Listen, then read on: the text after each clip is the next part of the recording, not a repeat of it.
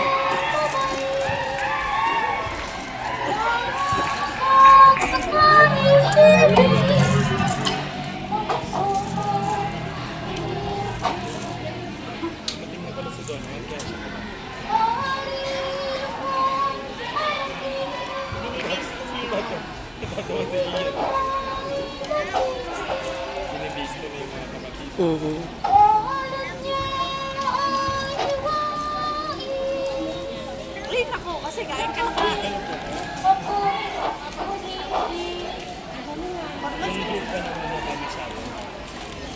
May clean out ko. May inad-add pa kasi sila rin.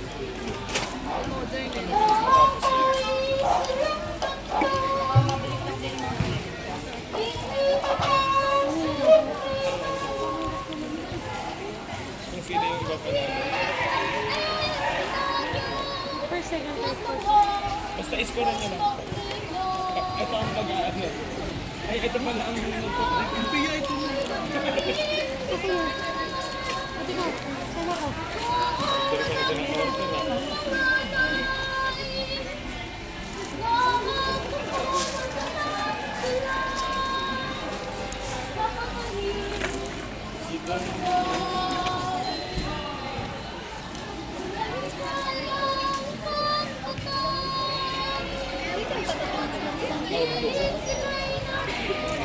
Yan kung ano niya, kinakanta niya na yan. Yan kung mismo. Anong nangyari? Sinumbong niya. Ang haba niya. Kinabisado niya talaga. Kinakwento niya yung nangyari. Kaya mabilis lang sila. Kinuha talaga niya kung yung part na yan ni Eunice kasi yun nga daw po yung Kaya pero sabi niya yan, hirap na hirap yung pagawa niya, nakahiga lang siya. matagal pala yung part niya dyan. Dapat yung artista dito nakaharap iyan. Kung sama nito, nakatulog yung anak ko. Paano mo gigisingin ngayon yan? Matawa yung ate.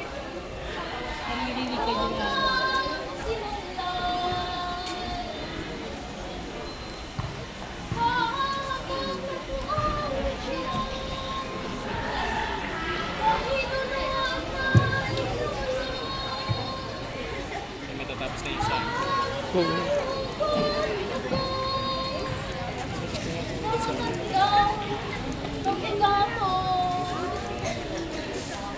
Gagaling na ba ito si Don?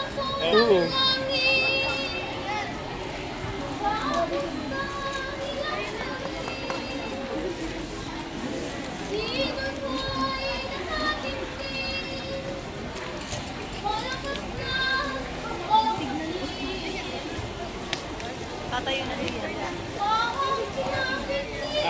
balon lang po sila.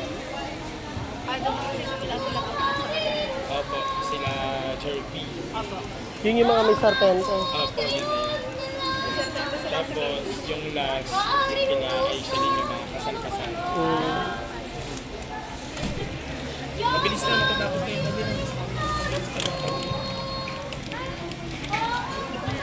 Kunin ko nga lang po yung certificate.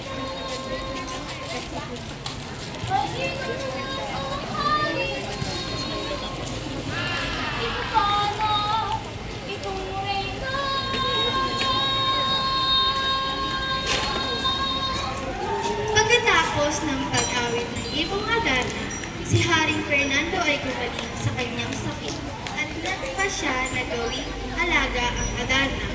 Ang ginawa niyang tagapagbantay ay ang 3 prinsipe at binigyan ng babala na kung sino man ang magpakawala sa Adarna ay mabibigyan ng parusa. Umaga-gabi, salitan ang 3 prinsipe.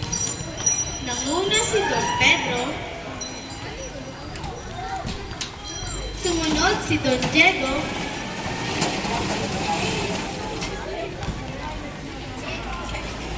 at siya namang nagbantay si Don Juan. Hindi niya namalayan na may plano ang dalawa niyang kapatid na pagtaksilan siyang mag-ina. Habang siya ay nakatulog, dahan-dahan pumasok sa silid ang dalawa at tahimik na pinakawalan ang Adarna. Nagising si Don Juan. Tinulak yung Adarna. Wala na ang kanyang binabantayan. Dali-dali siyang tumakbo palabas sa kaharian ng Berbanya para hanapin ito at dahil na rin sa takot na mapurusahan sa kabilang banda. Nalaman ng hari na nawawala ang Ibong Adarna. Hanapin niyo si Don Juan, pati na rin ang Ibong Adarna. Naglakbay ang 2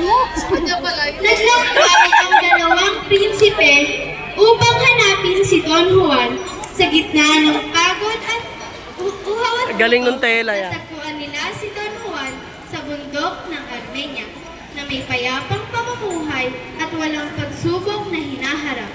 Napagdesisyonan ng dalawa na manatili na lang rito at mamuhay ng mapayapa ng magkakasama.